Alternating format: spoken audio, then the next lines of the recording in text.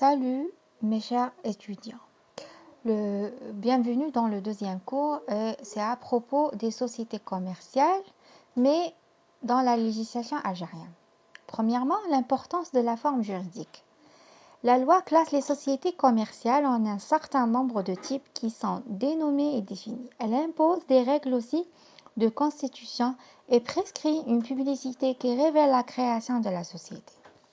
Donc, on est tenté par suite de voir dans l'élément formel le caractère essentiel de la société. Il est exact que cet élément de la forme a pris peu à peu une importance prépondérante. Il reste pourtant que la création de la société résulte d'un acte juridique, que cet acte a dans certains cas tout au moins sa valeur propre et enfin que le défaut de forme juridique ne l'empêche pas de produire certains effets. La société existe en fait si elle n'existe pas en droit. Il faut donc rechercher quelle est la nature de l'acte juridique créateur de la société. Les formes ont été le plus souvent créées par la pratique de certains sont très anciennes.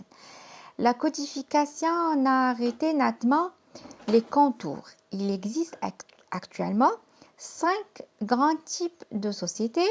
Société en nom collectif, société commandite simple, société de responsabilité limitée, société par action.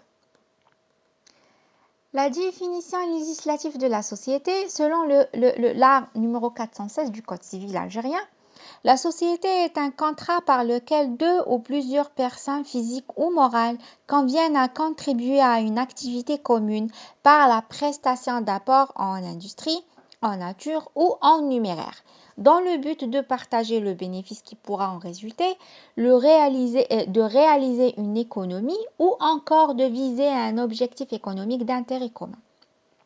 Il supporte les pertes qui pourraient en résulter. Donc, deuxièmement, les éléments du contrat de la société, ce sont A. Les apports.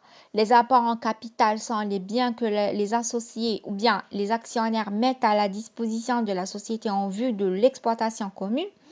En contrepartie, dès qu'ils reçoivent des droits dans le capital social proportionnellement aux apports représentés par des parts sociales ou des actions.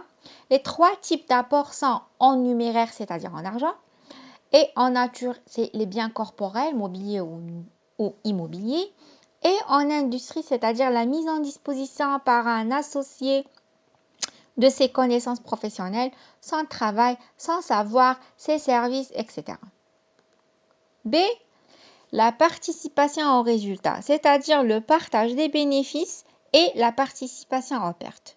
Le partage des bénéfices, si les statuts ne prévoient pas de modalité de partage de bénéfices, il se fera proportionnellement à la part de chaque associé dans le capital social et la participation aux pertes, les associés ou les actionnaires contribuent aux pertes proportionnellement à leur participation dans le capital social.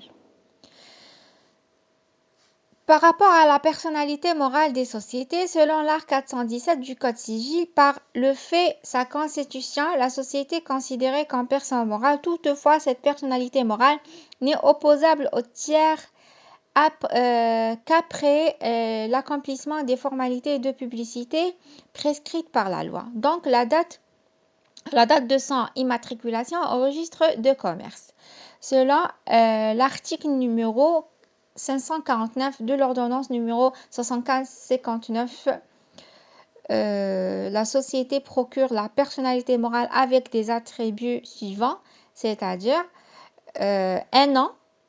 Toutes les sociétés ont une raison sociale ou une dénomination sociale déterminée dans les statuts de la société.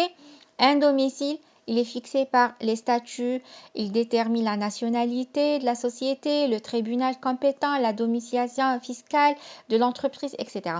Et la capacité juridique, c'est-à-dire la société a une capacité juridique dans la limite de son projet ou bien de son objet social. Elle peut acquérir un patrimoine, passer des contrats, agir en justice. Les formalités juridiques sont la rédaction des statuts et la souscription et la libération du capital. Par rapport à la rédaction des statuts, cette phase consiste en la préparation du contrat de la société. Les statuts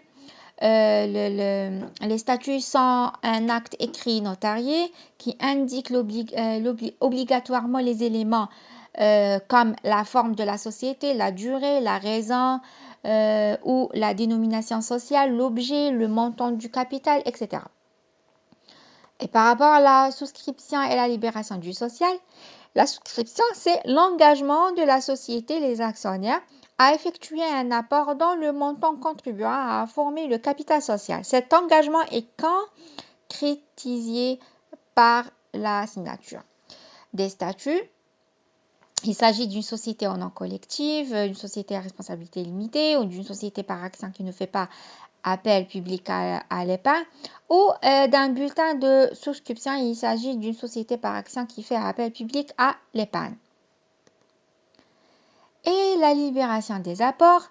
L'opération de mise à disposition de l'apport à la société par les associés. Les règles liées à la libération diffèrent selon la nature de l'apport et de type de société. Pour les apports en nature, la libération est immédiate.